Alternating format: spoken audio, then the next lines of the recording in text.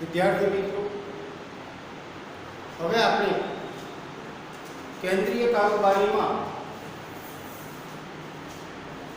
મુખ્ય હોદ્દાઓ જે છે તો મુખ્ય હોદ્દાઓની સવિશેષ ઊંડાણપૂર્વક છણાવટ કરીશું. તો કેન્દ્રીય કારોબારીમાં મુખ્ય હોદ્દાઓ કયા કયા છે? રાષ્ટ્રપતિ, ઉપરાષ્ટ્રપતિ, વડાપ્રધાન. આ કેન્દ્રીય કારોબારીમાં વહીવટીય કારોબારી ને છોડી અને જે રાજકીય કારોબારી છે, કારોબારીના બે પ્રકાર, રાજકીય કારોબારી અને વહીવટીય કારોબારી. નિર્ણય લે, યોજનાઓ બનાવે, કાર્યક્રમો તૈયાર કરે, નીતિઓ ઘડે, બનાવવાનું ઘડવાનું કામ રાજકીય કારોબારી છે. અને બનાવેલી નીતિઓ અને ઘડેલા કાર્યક્રમોનો અમલ કરવાનું કામ વહીવટીય કારોબારી છે. તો કેન્દ્રીય કારોબારી અંતર્ગત રાજકીય કારોબારીના મુખ્ય હોદ્દાઓ કયા કયા છે? તો રાષ્ટ્રપતિ, ઉપરાષ્ટ્રપતિ, વડાપ્રધાન અને વડાપ્રધાનનો પ્રધાન મંડળ. હવે આ હોદ્દાઓમાંથી આપણે સૌપ્રથમ રાષ્ટ્રપતિ વિશે જોઈશું. રાષ્ટ્રપતિ આપણા બંધારણીય વડા છે. હવે રાષ્ટ્રપતિને શા માટે બંધારણીય વડા કહેવાય છે? તો આપણા બંધારણે રાષ્ટ્રપતિને સૌથી વધારે સત્તાઓ આપી છે. બંધારણે સૌથી વધારે સત્તાઓ આપી હોવાના કારણે તેઓ બંધારણીય વડા તો છે, પણ સાથે સાથે આપણી કેન્દ્ર સરકારના બીજા અંગ એટલે કારોબારીના પણ સર્વોપરી વડા છે. સાથે સાથે રાષ્ટ્રપતિ હોદ્દાની રૂપે જોવા જઈએ તો એ ભારતના પ્રથમ નાગરિક છે. તો ભારતના પ્રથમ નાગરિક એવા રાષ્ટ્રપતિ બનવા માટે કઈ લાયકાતોની જરૂર પડે? તો રાષ્ટ્રપતિ બનવા માટે 4 શરતો છે. એક, તે ભારતનો નાગરિક હોવો જોઈએ. જે વ્યક્તિને ભારતના રાષ્ટ્રપતિ બનવું છે તે વ્યક્તિ ભારતનો નાગરિક હોવો જોઈએ. તેની ઉંમર 35 કે તેથી વધુ ઉંમરની વ્યક્તિ હોવી જોઈએ, ઓછામાં ઓછી 35 વર્ષ. તો બીજા નંબરની શરત એ છે કે વ્યક્તિની ઉંમર 35 કે તેથી વધુ હોવી જોઈએ. ત્રીજા નંબરમાં એ વ્યક્તિ સરકારી પગારદાર કર્મચારી હોવો જોઈએ નહીં. અને ચોથા નંબરની શરત એ છે કે જે વ્યક્તિને ભારતના રાષ્ટ્રપતિ બનવું છે તે વ્યક્તિ સંસદના બંને ગૃહો, લોકસભા અને રાજ્યસભા, આ બે ગૃહોમાંથી કોઈ પણ ગૃહનો એ વ્યક્તિ સભ્ય ન હોવો જોઈએ. આવી જ વ્યક્તિ ભારતનો રાષ્ટ્રપતિ બની શકે છે. તો ભારતના રાષ્ટ્રપતિ બનવા માટેની લાયકાત એ ભારતનો નાગરિક હોવો જોઈએ, તેની ઉંમર 35 કે તેથી વધુ હોવી જોઈએ, સરકારી પગારદાર કર્મચારી હોવો ન જોઈએ, સંસદના બંને ગૃહોમાંથી કોઈ પણ ગૃહનો સભ્ય ન હોવો જોઈએ. આવી જ વ્યક્તિ ભારતનો રાષ્ટ્રપતિ બની શકે છે. હવે રાષ્ટ્રપતિની મુદત, તો રાષ્ટ્રપતિની મુદત 5 વર્ષની હોય છે. મુદત 5 વર્ષની પતી જાય એટલે રાષ્ટ્રપતિને આપોઆપ રાજીનામું આપી અને હોદ્દાનો ત્યાગ કરવો પડે છે. તો રાષ્ટ્રપતિની મુદત 5 વર્ષની છે. રાષ્ટ્રપતિની મુદત 5 વર્ષની કરી, પણ 5 વર્ષના શાસન દરમિયાન હોદ્દા ઉપર બેઠા હોય ત્યારે રાષ્ટ્રપતિ શોભે ન તેવું વર્તન કરે, ગેરવર્તણૂક કરે,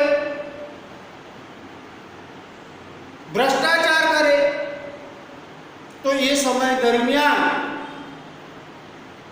મુદત પહેલા પણ મહાભિયોગની કાર્યવાહી દ્વારા મુદત પહેલા પણ રાષ્ટ્રપતિને હોદ્દા ઉપરથી દૂર કરી શકાય છે. પણ માનભેર અને આદરભેર રહે તો એ 5 વર્ષ સુધી પોતાના હોદ્દા ઉપર રહી શકે છે.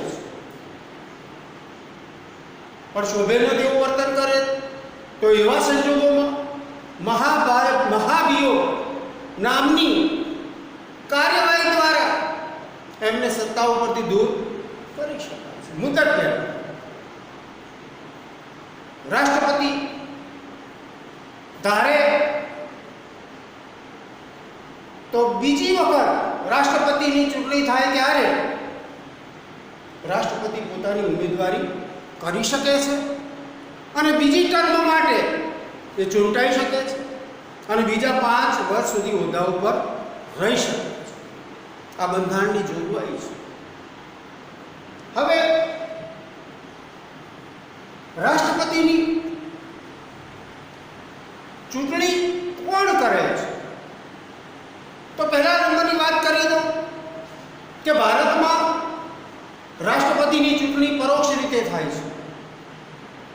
એટલે પરોક્ષ રીતે ભારતના લોકો રાષ્ટ્રપતિને સીધે સીધું મત આપતા નથી. તો પછી રાષ્ટ્રપતિની ચૂંટણી કોણ કરે છે? રાષ્ટ્રપતિની ચૂંટણી સંસદના બંને ગૃહોના સભ્યો, લોકસભા, રાજ્યસભા, આ બંને ગૃહોના સભ્યો પ્લસ રાજ્યોની વિધાનસભાના વિધાનસભ્યોના બનેલા મતદાર મંડળો દ્વારા રાષ્ટ્રપતિની ચૂંટણી કરવામાં આવે છે. તો વિદ્યાર્થી મિત્રો આ ખાસ ખ્યાલ રાખો. સંસદના બંને ગૃહોના એટલે કે લોકસભા અને રાજ્યસભાના સભ્યો તેમજ વિધાનસભાના રાજ્યોની અંદર આવેલી વિધાનસભાઓના વિધાનસભ્યોના બનેલા મતદાર મંડળો દ્વારા રાષ્ટ્રપતિની ચૂંટણી કરવામાં આવે છે. હવે રાષ્ટ્રપતિ જ્યાં સુધી પોતાના હોદ્દા પર હોય ત્યાં સુધી, આ વિદ્યાર્થી મિત્રો ખાસ નોંધ કરજો, પોતાના હોદ્દા ઉપર હોય ત્યાં સુધી રાષ્ટ્રપતિની સામે ફોજદારી મુકદ્દમો ચલાવી શકાતો નથી, તેમની સામે કેસ થઈ શકતો નથી, તેમની ધરપકડ પણ થઈ શકતી નથી, તેમની કેદ પણ થઈ શકતી નથી. વ્યક્તિ જ્યાં સુધી રાષ્ટ્રપતિના હોદ્દા ઉપર હોય ત્યાં સુધી તે વ્યક્તિની સામે ફોજદારી મુકદ્દમો ચલાવી શકાતો નથી, તેમની ઉપર કેસ કરી શકાતો નથી, તેમની ધરપકડ થઈ શકતી નથી અને તેમને કેદ પણ કરાવી શકાતી, એમની કેદ પણ ના થઈ શકે. કારણ કે એ ભારતના પ્રથમ નાગરિક છે, બંધારણીય વડા છે અને કારોબારીના સર્વોપરી વડા છે. એટલે એમની સામે ફોજદારી મુકદ્દમો કેસ ચલાવી ન શકાય કોર્ટમાં, એમની ધરપકડ કે કેદ પણ ના થઈ શકે. હવે રાષ્ટ્રપતિ પોતાના હોદ્દા ઉપર રહી કયા કયા કામો કરી શકે છે, બંધારણે એમને કઈ કઈ સત્તાઓ આપી છે કે સત્તાઓના આધારે કયા કયા કામ કરી શકે છે. તો વિદ્યાર્થી મિત્રો ખાસ ધ્યાન રાખજો, રાષ્ટ્રપતિ જ્યારે લોકસભાની ચૂંટણી પતી જાય ત્યારે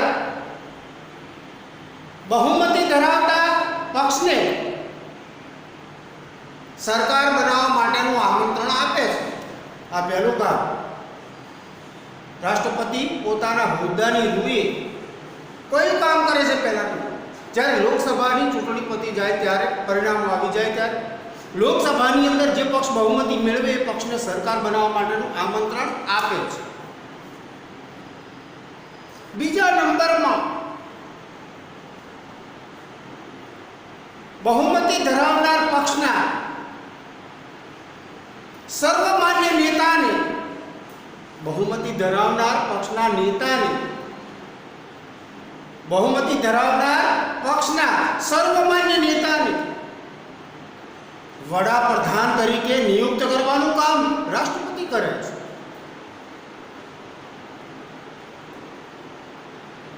ત્રીજા નંબરમાં રાષ્ટ્રપતિ વડાપ્રધાનની સલાહ અનુસાર વડાપ્રધાનના પ્રધાનમંડળમાં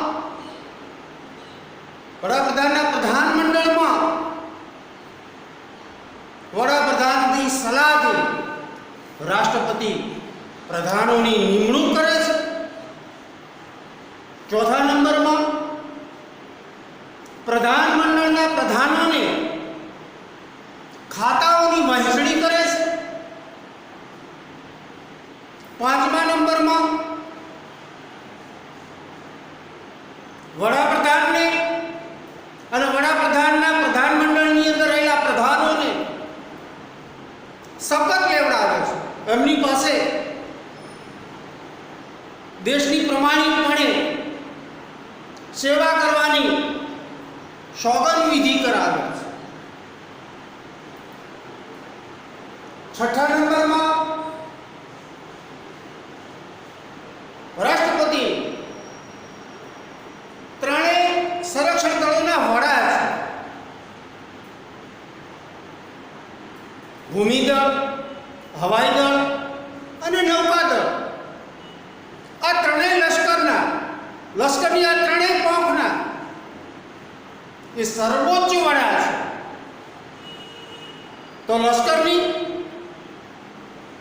ત્રણેય પાંખોનું સંકલન કરવાનું કામ રાષ્ટ્રપતિ કરે છે, કારણ કે ત્રણેય પાંખોના એ સર્વોપરી વડા છે. ત્રણેય લશ્કરની જે પાંખો છે, હવાઈ દળ, ભૂમિદળ અને નૌકાદળ, આ ત્રણેય પાંખોના વડા હોવાના કારણે ત્રણેય પાંખોનું સંકલન કરે છે અને ત્રણેય પાંખોની દેખરેખ રાખવાનું કામ પણ કરે છે. સાથે સાથે રાષ્ટ્રપતિ પોતાની હોદ્દાની રૂએ, સત્તાની રૂએ કોઈ પણ દેશની સાથે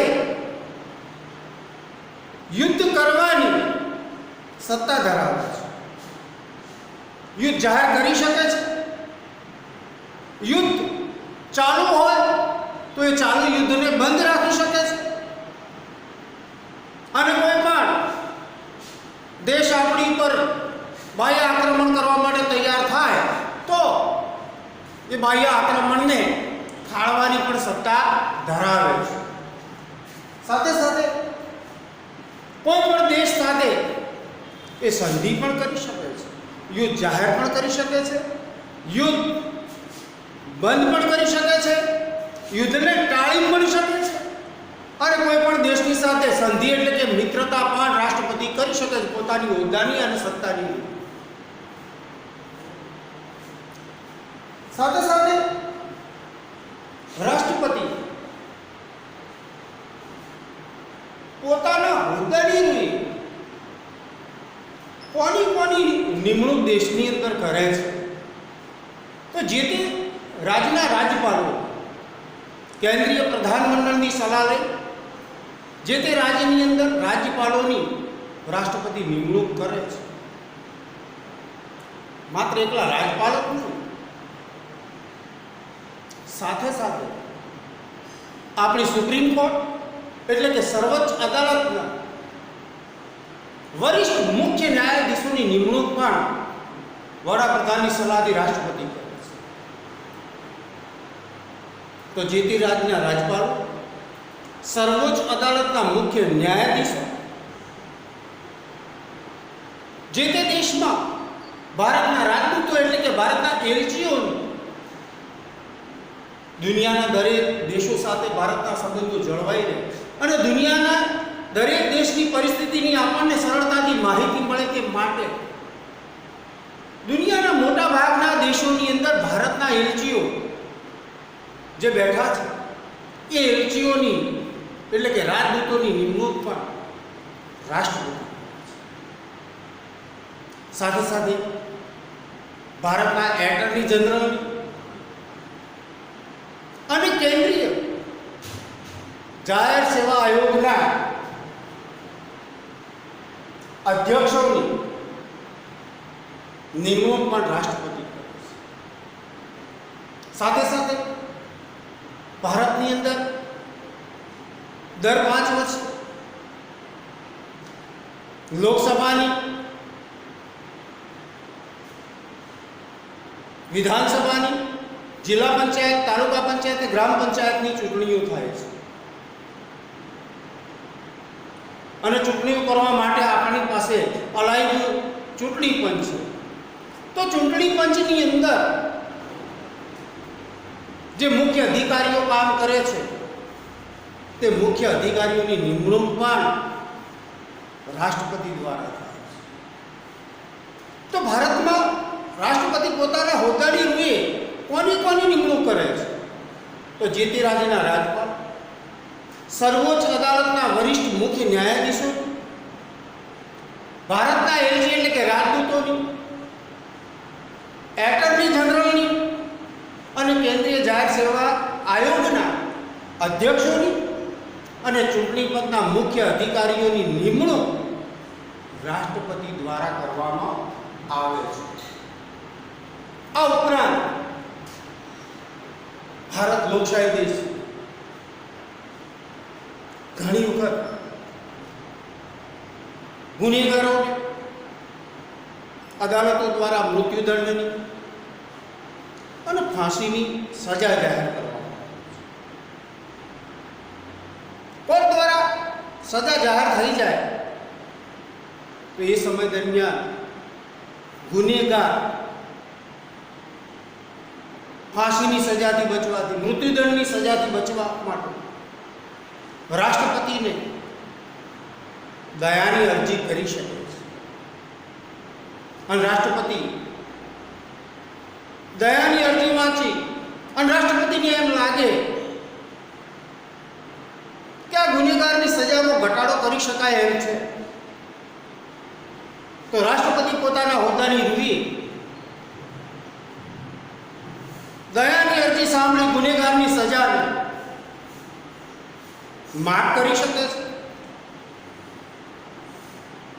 સજામાં ઘટાડો પણ કરી શકે છે અને સજાને રદ પણ જાહેર કરી શકે છે. હવે આ ઉપરાંત રાષ્ટ્રપતિને એમ લાગે કે ભાઈ દેશની અંદર નાગરિકોની સલામતી જોખમાય એમ છે રાષ્ટ્રપતિને એવું લાગે કે ભાઈ આંતરિક બળવાના કારણે સરકાર વહીવટ કરવા માટે સક્ષમ ન હોય ત્યારે રાષ્ટ્રપતિને એવું લાગે કે નાગરિકોની સલામતી જોખમાય એમ છે, આ ઉપરાંત બાહ્ય આક્રમણના સંજોગોમાં નાગરિકોની શાંતિ અને સલામતી છીનવાય એવું જો રાષ્ટ્રપતિને લાગે તો રાષ્ટ્રપતિ વટહુકમ બહાર પાડી અને કટોકટી જાહેર કરી શકે છે. તો એમને વિશેષ સત્તા અપાઈ છે. બાહ્ય આક્રમણના સમયે દેશમાં અરાજકતા, ધાંધલી અને અવ્યવસ્થાની સ્થિતિ સર્જાય અને નાગરિકોની સલામતી જોખમાય તો એવા સંજોગોમાં રાષ્ટ્રપતિ ધારે તો કટોકટી લાદી શકે છે. આગળ વાત કરીએ કે દેશમાં નાણાંની તંગી ઊભી થાય તો એ સમય દરમિયાન રાષ્ટ્રપતિ નાણાકીય કટોકટી જાહેર કરી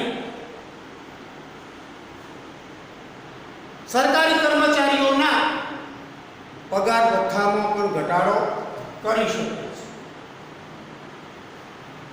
આગળ વાત કરીએ રાજ્યપાલની,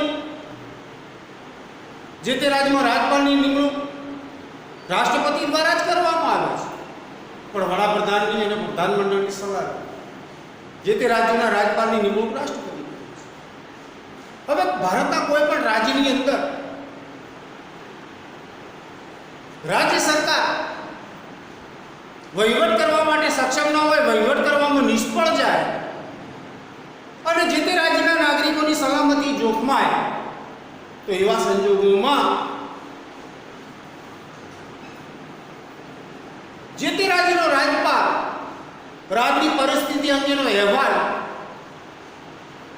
રાષ્ટ્રપતિને સોંપે છે અને જે તે રાજ્યના રાજ્યપાલ દ્વારા રાજ્યની પરિસ્થિતિનો અહેવાલ રાષ્ટ્રપતિને મળે ત્યારે રાષ્ટ્રપતિ અહેવાલનો અભ્યાસ કરે છે અને અભ્યાસ કરી અને રાષ્ટ્રપતિ ધારે તો એ રાજ્યની અંદર રાષ્ટ્રપતિ શાસન પણ લાદી શકે છે અને સરકારની તમામ સત્તાઓનો અંત આણી રાષ્ટ્રપતિ ધારે તો વિધાનસભાનું વિસર્જન પણ કરી શકે. રાષ્ટ્રપતિ પોતાના હોદ્દાની અંગે સંસદના બંને ગૃહોની બેઠક બોલાવી પણ શકે છે, લોકસભા અને રાજ્યસભાની. રાષ્ટ્રપતિ ધારે તો બેઠક બોલાવી પણ શકે જરૂર પડે તો, અને પરિસ્થિતિ એવી ઊભી થાય તો બોલાવેલી બેઠકને મોકૂફ પણ રાખી શકે. તો સંસદના બંને ગૃહોની બેઠક બોલાવી પણ શકે છે, સંસદના બંને ગૃહોની બોલાવેલી બેઠકને મોકૂફ રાખી પણ શકે છે અને રાષ્ટ્રપતિ પ્રવર્તમાન સરકારની સામે અવિશ્વાસની દરખાસ્ત થાય તો અને દરખાસ્ત લોકસભામાંથી અને રાજ્યસભામાંથી પસાર થઈ જાય તો એ સમય દરમિયાન રાષ્ટ્રપતિ ધારે તો લોકસભાનું વિસર્જન પણ કરી શકે. તો વિદ્યાર્થી મિત્રો, બોર્ડની અંદર રાષ્ટ્રપતિની લાયકાત, મુદત, સત્તા અને કાર્યો બોર્ડની અંદર આપેલા છે. માત્ર ચૂંટણીનો મુદ્દો મેં જગ્યાના અભાવે નોંધ કરી નથી, ખાલી આટલી વાત ફરી કરી. રાષ્ટ્રપતિની ચૂંટણી કોણ કરે છે? તો સંસદના બંને ગૃહોના એટલે કે લોકસભાના અને રાજ્યસભાના સભ્યો તેમજ વિધાનસભાના જે તે રાજ્યોની અંદર આવેલી વિધાનસભાના વિધાનસભ્યોના બનેલા મતદાર મંડળો દ્વારા જ રાષ્ટ્રપતિની ચૂંટણી થાય છે. રાષ્ટ્રપતિની ચૂંટણી લોકો પ્રત્યક્ષ રીતે નથી કરતા, રાષ્ટ્રપતિની ચૂંટણી પરોક્ષ રીતે થાય છે. એટલે કે સંસદના બંને ગૃહોના સભ્યો અને જે તે રાજ્યોની વિધાનસભાના સભ્યોના બનેલા મતદાર મંડળ દ્વારા રાષ્ટ્રપતિની ચૂંટણી કરવામાં આવે છે. તો વિદ્યાર્થી મિત્રો, ખાસ રાષ્ટ્રપતિની સત્તા અને કાર્યો વિશે નોંધ કરજો. આછા મુદ્દા આપ્યા છે, પણ આછા મુદ્દાની અંદર પણ સમજ પડે એવા મુદ્દા આપ્યા છે. હવે ખાસ વાત કરીએ, રાષ્ટ્રપતિ બંધારણીય અને કારોબારીના સર્વોપરી વડા ભલે, પણ રાષ્ટ્રપતિની પાસે જે સત્તાઓ છે ને, એ તમામ સત્તાઓ માત્ર નામની છે. એમની આ વાસ્તવિક સત્તાઓ વડાપ્રધાન અને વડાપ્રધાનનું પ્રધાનમંડળ જ ભોગવે છે. તો કારોબારી ના સર્વોપરી વડા રાષ્ટ્રપતિ ભલે હોય, બંધારણીય વડા ભલે હોય, એમના નામે આખા દેશનો વહીવટ થાય છે. પણ રાષ્ટ્રપતિ કોઈ પણ સત્તાનો ઉપયોગ કરે તો એ સત્તાનો ઉપયોગ કરતા પહેલા એમને ડગલે ને પગલે વડાપ્રધાન અને વડાપ્રધાનના પ્રધાનમંડળની સલાહ અવશ્ય લેવી પડે છે. એટલે બંધારણે એમને ભલે સત્તાઓ આપી, પણ એ સત્તાઓ એમની પાસે માત્ર નામની છે. નામની એટલા માટે છે કે રાષ્ટ્રપતિની તમામ સત્તાઓ વડાપ્રધાનનું પ્રધાનમંડળ જ ભોગવે છે. કારણ કે એમને ડગલે પગલે કોઈ પણ કામ કરવું હોય તો એ કામ કરવા માટે વડાપ્રધાનના પ્રધાનમંડળની સલાહ અવશ્ય લેવી જ પડે છે. એટલે આ સત્તાઓ એમની પાસે નામની બની છે. એમની અસલ સત્તાઓ કોણ ભોગવે છે? વડાપ્રધાન અને વડાપ્રધાનનું પ્રધાનમંડળ. હવે આપણે કેન્દ્રીય કારોબારીમાં બીજા નંબરનો હોદ્દો છે ઉપરાષ્ટ્રપતિ. તો ભારતના ઉપરાષ્ટ્રપતિ બનવા માટે આપણી પાસે કઈ કઈ લાયકાતો હોવી જોઈએ? તો ભારતના ઉપરાષ્ટ્રપતિ બનવા માટે આ પ્રમાણેની લાયકાતો છે. એક, તે ભારતના નાગરિક હોવા જોઈએ. આપણે બનવું હોય તો આપણે પણ ભારતના નાગરિક બનવું જોઈએ. પરદેશનો નાગરિક ભારતનો ઉપરાષ્ટ્રપતિ ન બની શકે, રાષ્ટ્રપતિ ન બની શકે. ભારતનો નાગરિક હોય એ જ રાષ્ટ્રપતિનો ઉપરાષ્ટ્રપતિ બની શકે. બીજા નંબરમાં તેમની ઉંમર 35 કે તેથી વધારે વર્ષની હોવી જોઈએ. ત્રીજા નંબરમાં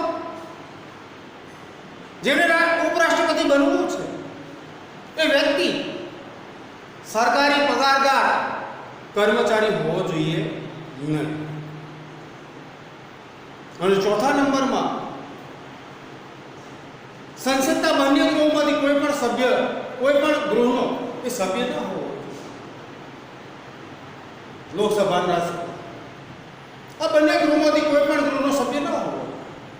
આવી વ્યક્તિ ભારતનો ઉપરાષ્ટ્રપતિ બની શકે. તે ભારતનો નાગરિક, તેની ઉંમર 35 કે તેથી વધુ, તે સરકારી પગારદાર કર્મચારી હોવો જોઈએ નહીં, અને સંસદના કોઈ પણ ગૃહનો એ સભ્ય પણ ન. આવી વ્યક્તિ જ ભારતનો ઉપરાષ્ટ્રપતિ બની શકે. હવે ઉપરાષ્ટ્રપતિની મુદત કેટલી? તો ઉપરાષ્ટ્રપતિની મુદત 5 વર્ષની. એ 5 વર્ષ સુધી પોતાના હોદ્દા ઉપર રહી શકે છે. ઉપરાષ્ટ્રપતિની ચૂંટણી કોણ કરે છે? તો ઉપરાષ્ટ્રપતિની ચૂંટણી સંસદના બંને ગૃહોના સભ્યો, એટલે કે લોકસભાના સભ્યો અને રાજ્યસભાના સભ્યો ના બનેલા મતદાર મંડળ દ્વારા ઉપરાષ્ટ્રપતિની ચૂંટણી કરવામાં આવે છે. લોકસભાના સભ્યો, રાજ્યસભાના સભ્યો ના બનેલા મતદાર મંડળ દ્વારા જ ઉપરાષ્ટ્રપતિની ચૂંટણી કરવામાં આવે છે. હવે ઉપરાષ્ટ્રપતિ શું સત્તાઓ ધરાવે છે? તો એમની મુખ્ય સત્તાઓ આ પ્રમાણે છે. એક, રાષ્ટ્રપતિ પોતાના હોદ્દા ઉપર ગેરહાજર બીજા નંબરમાં રાષ્ટ્રપતિ પોતાના હોદ્દા માટે કાર્ય કરવા માટે સત્તાનો ઉપયોગ કરવા માટે અને કાર્યો કરવા માટે સક્ષમ ન હોય, અશક્ત હોય, બીમાર. ત્રીજા નંબરમાં રાષ્ટ્રપતિ વિદેશ ગયા હોય, એટલે ટૂંકમાં રાષ્ટ્રપતિની ગેરહાજરી હોય એવા સંજોગોમાં રાષ્ટ્રપતિની તમામ સત્તાઓ ઉપરાષ્ટ્રપતિ ભોગવે છે. રાષ્ટ્રપતિની ગેરહાજરીમાં રાષ્ટ્રપતિ જેટલા કાર્યો કરે કે જેટલી સત્તાઓ ભોગવે એ બધી સત્તાઓ ઉપરાષ્ટ્રપતિ ભોગવે છે, અને રાષ્ટ્રપતિ જેટલા કાર્યો કરે એ બધા જ કાર્યો ઉપરાષ્ટ્રપતિ પણ કરી શકે છે. બીજા નંબરમાં ઉપરાષ્ટ્રપતિ હોદ્દાની રૂએ રાજ્યસભાના અધ્યક્ષ બને છે. બનાવવા નથી પડતા, બની જાય. જે વ્યક્તિ ઉપરાષ્ટ્રપતિ બને એ ઓટોમેટિક આપોઆપ રાજ્યસભાના અધ્યક્ષ ગણાય છે. રાજ્યસભાના અધ્યક્ષ બની રાજ્યસભાનું સંચાલન કરે છે, રાજ્યસભાની અંદર શાંતિ જાળવે છે, રાજ્યસભાના સભ્યોની દેખરેખ રાખે છે. અને ત્રીજા નંબરનું એમનું મુખ્ય કાર્ય છે રાષ્ટ્રપતિને ગમે ત્યારે રાજીનામું આપવાનું થાય તો રાષ્ટ્રપતિને ફરજિયાત પોતાનું રાજીનામું ઉપરાષ્ટ્રપતિને આપવું પડે છે. તો ત્રણ કાર્યો યાદ રહેવા છે. એક, રાષ્ટ્રપતિની ગેરહાજરીમાં રાષ્ટ્રપતિની તમામ ફરજો અદા કરે છે. ઉપરાષ્ટ્રપતિ પોતાના હોદ્દાની રૂએ રાજ્યસભાના સભાપતિ છે, રાજ્યસભાનું સંચાલન કરે છે. અને ત્રીજા નંબરમાં રાષ્ટ્રપતિનું ઉપરાષ્ટ્રપતિ રાજીનામું સ્વીકારે છે. હવે આપણે જોઈશું કેન્દ્રીય કારોબારીનું ત્રીજા નંબરનું મુખ્ય અંગ છે વડાપ્રધાન.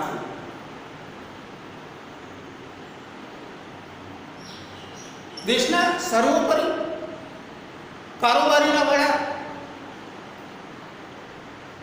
રાષ્ટ્રપતિ ખરા, પણ એમની પાસે બંધારણે જે સત્તાઓ આપી છે એ સત્તાઓ મેં અગાઉ વાત કરી એ પ્રમાણે નામની છે. એમની તમામ વાસ્તવિક સત્તાઓ ભોગવે છે વડાપ્રધાન અને વડાપ્રધાનનું પ્રધાનમંત્રી.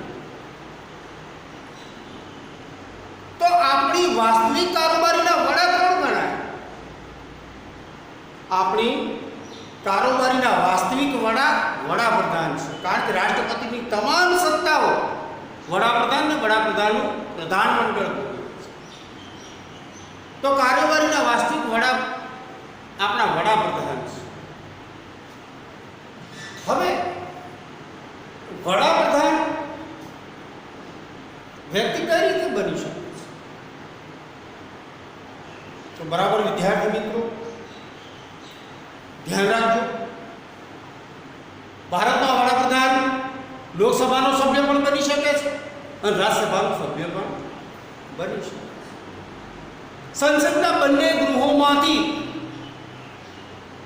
કોઈ પણ વ્યક્તિ દેશનો વડાપ્રધાન બની શકે છે, પણ એની અંદર તાકાત હોય તો. સીધી વાત. લોકસભાની ચૂંટણીઓ પતી જાય, પરિણામ આવી જાય અને પરિણામમાં લોકસભાના પરિણામમાં જે પક્ષ લોકસભામાં બહુમતી ધરાવતો હોય તેવા પક્ષના સર્વમાન્ય નેતાને રાષ્ટ્રપતિ વડાપ્રધાન તરીકે બેસાડે છે અને વડાપ્રધાન તરીકે જાહેર કરે છે. પણ ક્યારે? લોકસભાની ચૂંટણીઓ પતી જાય, પરિણામ આવી જાય, લોકસભાની અંદર જે પક્ષ બહુમતી મેળવે, એટલે કે જે પક્ષ લોકસભાની બેઠકોમાં સૌથી વધારે બેઠકો મેળવે એ પક્ષને સરકાર બનાવવાનું રાષ્ટ્રપતિ આમંત્રણ તો આપે છે, પણ આમંત્રણ આપ્યા પછી બહુમતી ધરાવનાર પક્ષના સર્વમાન્ય નેતાને વડાપ્રધાન તરીકે જાહેર કરે છે અને વડાપ્રધાન તરીકે બેસાડી દે છે. હવે વડાપ્રધાન હોદ્દા ઉપર બેઠા પછી શું કામ કરે છે? રાષ્ટ્રપતિ વડાપ્રધાનની સલાહ અનુસાર જ રાષ્ટ્રપતિને અવશ્ય વડાપ્રધાનની સલાહ લેવી જોઈએ. પણ ક્યારે? જ્યારે રાષ્ટ્રપતિ પ્રધાનમંડળના પ્રધાનોની નિમણૂક કરતા હોય એ સમય દરમિયાન રાષ્ટ્રપતિને વડાપ્રધાનની સલાહ લેવી. કોને કોને પ્રધાનમંડળમાં બેસાડે રાષ્ટ્રપતિ, પણ કોને કોને બેસાડવા એ અંગેની સલાહ રાષ્ટ્રપતિને ફરજિયાતપણે વડાપ્રધાન પાસેથી લેવી. તો વડાપ્રધાનની સલાહથી જ પ્રધાનમંડળના પ્રધાનોની નિમણૂક થાય છે. પ્રધાનોને ખાતાઓની વહેંચણી ભલે રાષ્ટ્રપતિ કરે, પણ કઈ વ્યક્તિને કયું ખાતું આપવું એ સલાહ વડાપ્રધાન રાષ્ટ્રપતિને આપે છે. તો રાષ્ટ્રપતિને ખાતાની વહેંચણી કરવાનું કામ કરવું, પણ ખાતાઓની વહેંચણી કરતી વેળાએ રાષ્ટ્રપતિને ફરજિયાત વડાપ્રધાનની સલાહ અનુસાર જ જે તે વ્યક્તિને જે તે ખાતું સોંપવામાં આવે છે. વડાપ્રધાન પ્રધાનમંડળમાં રહેલા પ્રધાનોમાંથી કોને પડતો મૂકવો, કયા પ્રધાનને ચાલુ રાખવું એ અંગેના તમામ નિર્ણયો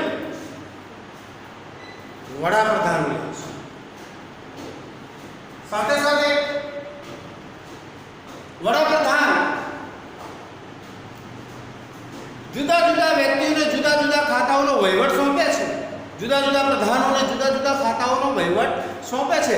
પણ આ દરેક ખાતાઓની અંદર આખા દેશની અંદર અસરકારક, પ્રત્યક્ષ અને કાર્યક્ષમ વહીવટ થાય તે માટે વડાપ્રધાન ખાતાઓનું સંકલન પણ કરે છે, ખાતાઓની દેખરેખ પણ રાખે છે અને જરૂર પડે ત્યારે ખાતાના પ્રધાનને સલાહ અને સૂચનો પણ આપે છે. આ ઉપરાંત વડાપ્રધાન આયોજન પંચના અધ્યક્ષ પણ છે. એટલે આખા દેશનો વિકાસ થાય તે માટેના કયા કયા આયોજનો જરૂરી છે એ આયોજનોના નિર્ણય પણ વડાપ્રધાન લે છે. સાથે સાથે વડાપ્રધાન પ્રધાનમંડળની સભાના અધ્યક્ષ પણ છે, પ્રધાનમંડળની બેઠકના સભાપતિ પણ છે, પ્રધાનમંડળની બેઠકનું સંચાલન પણ કરે છે. જરૂર પડે ત્યારે જુદા જુદા ખાતાઓનો પ્રધાનો પાસે હિસાબ પણ માગે છે અને જરૂર પડે ત્યારે એમની સલાહ સૂચનો પણ કરે છે. સાથે સાથે રાષ્ટ્રપતિ જ્યારે આ બધી સત્તાઓ ભોગવતા હોય એ સમય દરમિયાન વડાપ્રધાન રાષ્ટ્રપતિને સલાહ ભોગવતી વેળાએ તમામ પ્રકારની મદદ કરવાનું કામ પણ વડાપ્રધાન કરે છે. હવે અહીં આપણે કેન્દ્રીય કારોબારીના 3 મુખ્ય હોદ્દાઓનો અભ્યાસ કરો વિદ્યાર્થી મિત્રો, રાષ્ટ્રપતિ, ઉપરાષ્ટ્રપતિ અને વડાપ્રધાન. તો આ 3 વિશે બોર્ડની અંદર જે અગત્યની માહિતી આપી છે એ માહિતી તમારા ચોપડાની અંદર એટલે કે નોંધપોથીની અંદર અવશ્ય નોંધ કરજો. પરીક્ષાની અંદર આમાંથી હેતુલક્ષી પ્રશ્નો પૂછાશે અને જે પરીક્ષામાં તમને ઉપયોગી થશે. અસ્તુ.